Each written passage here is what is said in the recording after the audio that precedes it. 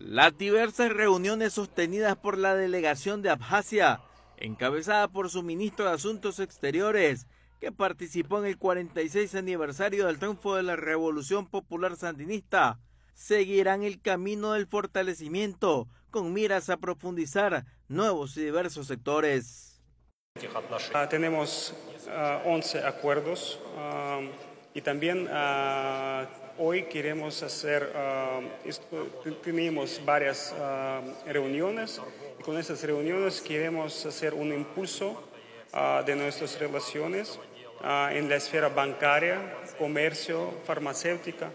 Mostraron su admiración por la unidad popular y una gran juventud. Discursos diferentes de comandantes, de compañeros, y fue reacción del pueblo directamente, fue alegría del pueblo y fue comunicación directa. Es muy importante y hemos visto atención del pueblo, de juventud de Nicaragua a sus grandes líderes como comandante Daniel y la compañera Rosario. Y hemos visto que juventud de Nicaragua es maravillosa, muy inteligente.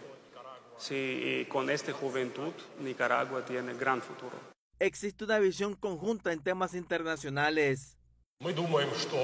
Pensábamos que ahora muchos países en el mundo saben que este orden mundial unipolar no es justo.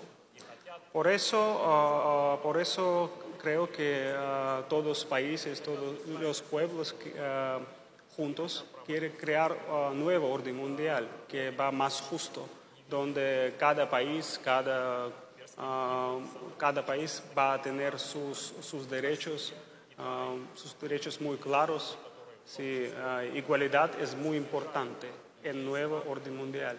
Expresó su interés en el intercambio informativo y comunicacional entre Abjasia, Nicaragua y la región. Camilo Calero, lo que se vive.